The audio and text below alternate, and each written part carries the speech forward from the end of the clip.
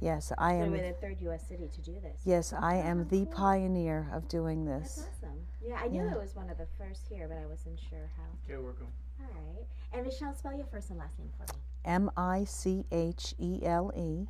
and then Morgan, Morgan. And this the name of the thrift store is. Dinosaurs and Roses. And is this also the nonprofit? It's a 501c3 nonprofit, yes. And you started this shop how long ago? I started the shop in 2010 at a different location, and we have since moved. We've been here for just almost a year now, and we've got to get the word out. Yeah.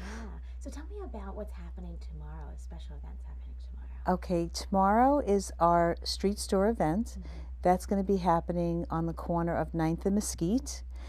And it is the very first of its kind. We are completely pioneering this idea of giving the homeless a chance to shop with dignity and to choose what they would like to have.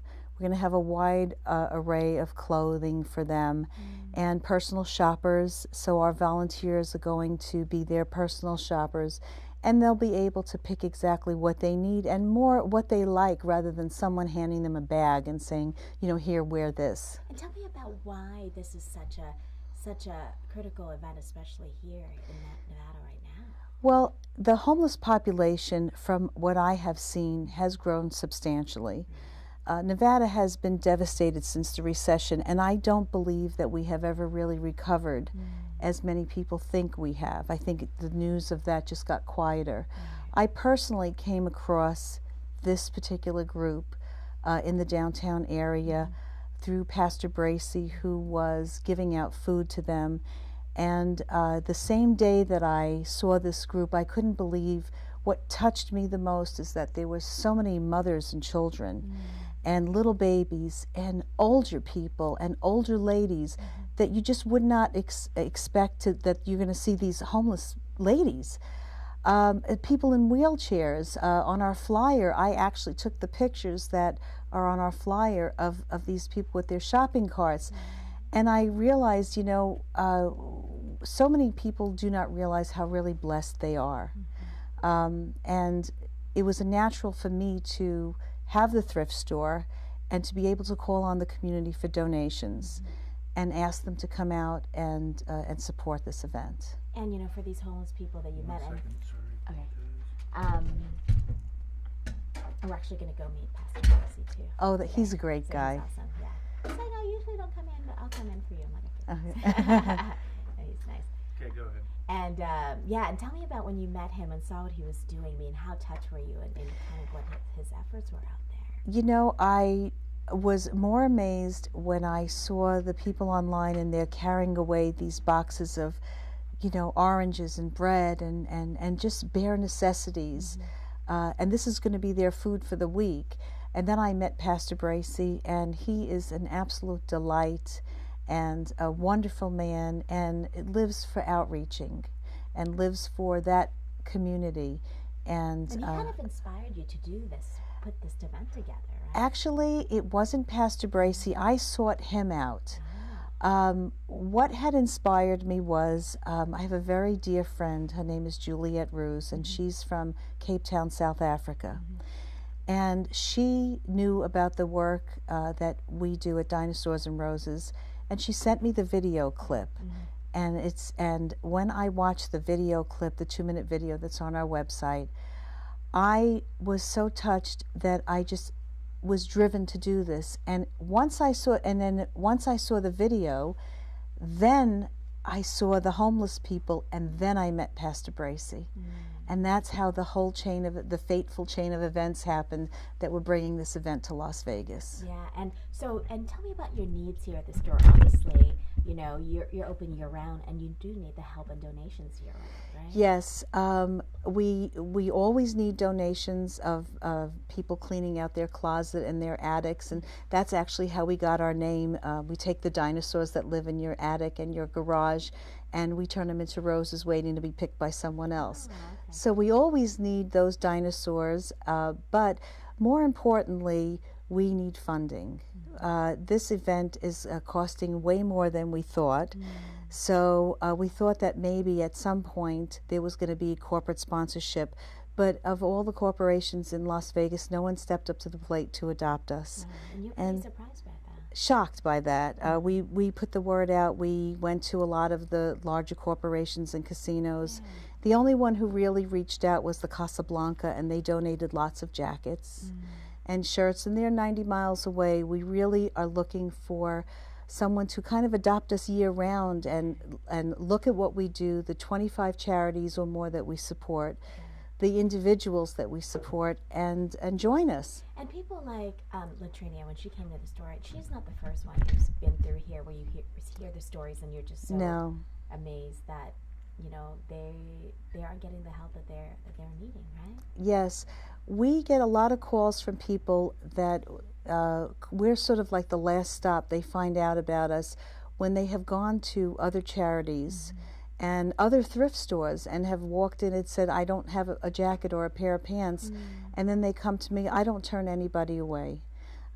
Pretty much anyone who legitimately walks in here and says, I'm in trouble, I need this or that. We had a call from a mother who had delivered a baby, could not, didn't have clothes for the baby, didn't have a car seat, and we furnished those items for her.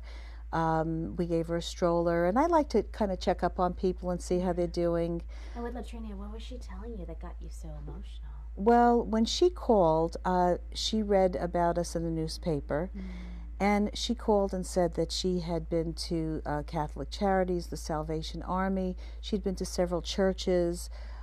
She said that she tried so many agencies, and they all turned her away and said they're sorry, they couldn't do anything. What got me was she said, my children are sleeping on the floor. They don't even have a sheet or a blanket, never mind a bed. And I would love it if one of the furniture stores would come out and give this woman some beds, because, you know, we don't have beds at our store. So it would be a great thing to further add to her. But she came in.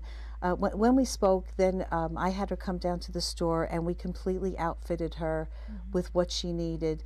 And the best thing was that night she had sent me a text message and said, we're warm and we're safe thanks to you. So it was a very small deed of what we could do and the outreach that we like to have in the community. And something tomorrow, I mean, so many people could be feeling something that you went through if they, you know, if they were there just helping these people, because you never know what they're going to get from that, right? Right. Well, we're expecting between 200 and 300 people. We had gone prior, and I personally met with a lot of the homeless people to give out these flyers and ask them what their greatest need is. So you got a list, actually. Yes, actually.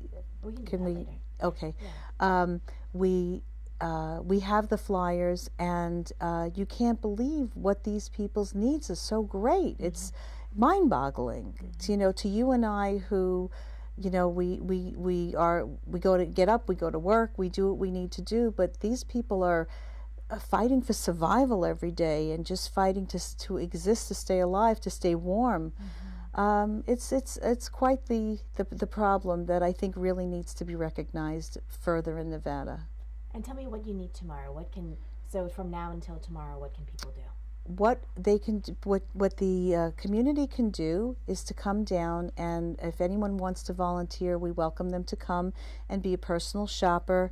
We're also going to have some snacks that we're going to be handing out while everybody waits online, so they can give out some snacks. Also, what they can do is they can tell all their friends we're going to be having these big, Sparklets gave us these big water jugs, and we're going to try and fill them with some money so that we can further put on these events throughout the city. I have been noticing there are so many areas that could use a pop-up store, and our goal is to put on 4 or 5 of these this coming year.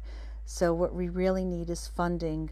We need people to go to our website and click the donate button. And when people come here to shop at the store all year, it goes towards. Yes, this store is different than most others. There are absolutely no executive salaries. We rely on a lot of volunteers that come in. We ask the community if anybody wants to volunteer at our store. We'd love to have them. and you know, we have to exist on what the community provides. So you take all kinds of things.